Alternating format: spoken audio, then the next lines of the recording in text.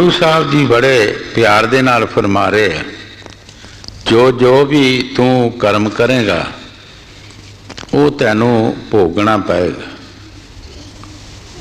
जो जो तू कर्म करेगा वो तैनू भोगना पएगा। जो जो दे विच पता नहीं किहड़ा किहड़ा कर्म आ जाना है।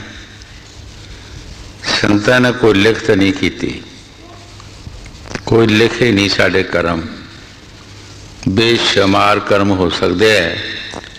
गुरु साहब ने फरमाया जो भी तू करेगा तैनू भोगना पएगा।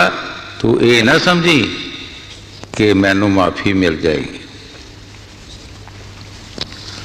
तुसी एक सिर्फ साईं बुल्ले शाह का ध्यान करो। एक उसने मान किया अपनी जात का, उन्होंने 12 साल भोगना पिया। 12 साल मुर्शद का विछोड़ा पै गया, कितना औखा हो गया। कई बार एक राजे की साखी सुनाई है। रामानंद जी पिछले जन्म च राजे सन। एक जंगल विचों गए शिकार खेडन वास्ते। एक जानवर नूं उन्हें नेजा मारिया। उस नेजे दे नाल ही धरीड़ घसीड़दियां ही उन्होंने घोड़े ते चढ़े लियाए। ना वो मरिया सी ना जींदा सी। दूसरे जन्म वही जानवर जिहड़ा वो दूसरे पातशाह का एक वजीर बनया ते रामानंद जिहड़ा सी उस समय वो गुरु सी। रामानंद जदों अंदर सिमाचल ते जांदा सी ते उन्होंने वो कर्म लभदा सी ते फिर रोंदा सी। रोंदा सी वो कर्म की कि वो ये लभदा सी कि जिस तरह तू मैनू घसीट ते लियांदा है, इस तरह मैं तेनों हाथी दे पिछे पा के ते बाजारां च तेनों घसीटना है। ये नक्शा अगे आउंदा सी। देखो एक एडे बड़े महापुरख हो के भी कर्म जिहड़ा वो पिछे आ रहा, ये नक्शा अगे आ रहा सी। कबीर साहब जी महाराज उन्होंने सिख सन, क्योंकि कबीर साहब जी श्री गुरु रविदास महाराज जी होर भी फकीर उन्होंने सिख सन।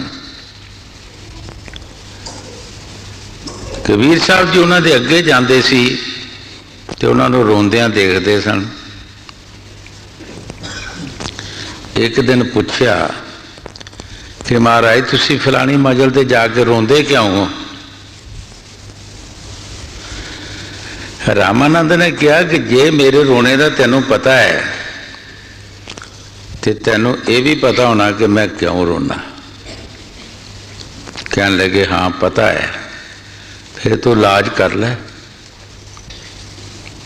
देखो कि सिख गुरु के कर्म की माफ़ी मंगा रहे। पर कबीर साहब जी एक परम संत सने, उन्होंने गुरु धारना पिया जगत मर्यादा, क्योंकि ये जगत की मर्यादा है गुरु धारना। नहीं तो इदा गुरमुख नहीं कोई कहता, मनमुख कहते हैं। एक साल उस वजीर के दरवाजे अगे कबीर साहब जी बैठे रहे, लागे किते। उस वजीर ने पूछा साल बाद कि तू की चाहता है? उन्हें कहा जी घसीट माफ़ कर दो। गोली का जवाब, गोली मौत का जवाब, मौत ले लो, लेकिन घसीट माफ़ कर दो।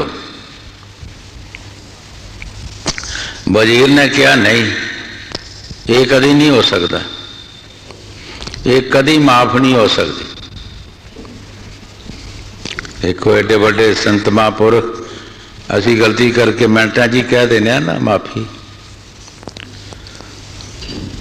साल फिर बैठे रहे। कितनी तपस्या की होगी उन्होंने, फिर वजीर ने पूछा कि तू चाहता की है? उन्हें कहा जी घसीट माफ कर दो। मौत का जवाब मौत। फिर वजीर ने मन्निया कि जा घसीट माफ कर देंगे।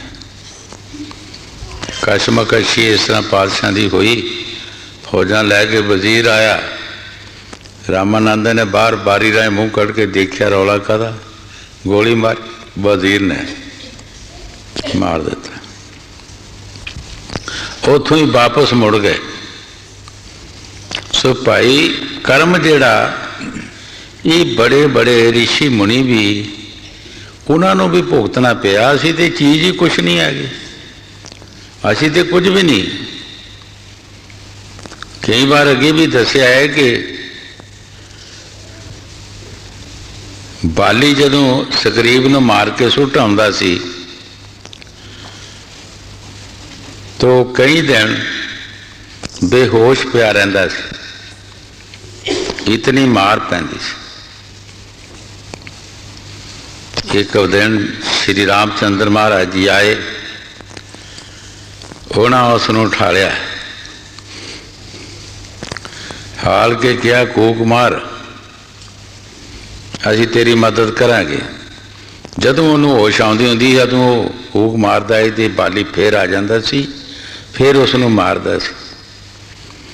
सब तो पहलां तो असीं ये सोचना है कि भरा भरा नूं मारदा सी ते क्यों मारदा सी? अगर किसी लैणे देने तो ही मारदा सी। जिन्हां जवानियां नूं असीं कहने हैं कि बड़े अच्छे जवाने, बड़े मानदार जवाने हैं, जदों उन्हां दे इतिहास पढ़ो तो ईमानदारी नज़र नहीं आती।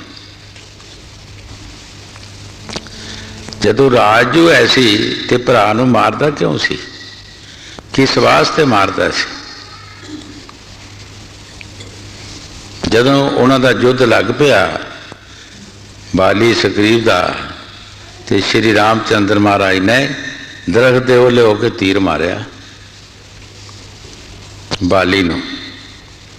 ते उस वक्त बाली ने कहा कि तू बहुत गलत काम किया है, पर यार तेरे नाल भी इस तरह ही होएगा। द्वापर युग दे विच वो कृष्ण अवतार विच आए ते बाली जिहड़ा सी वो शिकारी। रात के समय पद्मासन ला के बैठे सी कि जंगल, पद्मासन उन्हों का चमकदा सी। बाली ने सिरस्त ला के तीर मारिया, पैर दे विच बजा ते राम की आवाज़ आई तो फौरन बाली जाके वो शिकारी माफिया मंगन लगा।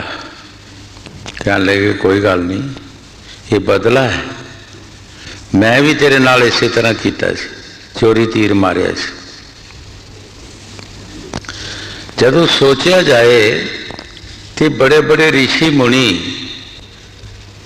अवतार आए जेड़े जिन्हां कोलों असीं मुक्तियां मंगते हैं, ते बदले उन्हें भी दिते है जो कर्म किया। असीं ते चीज़ कुछ भी नहीं हैगी। अगर उन्हों का हिसाब लगाया जाए तो असीं कौन है?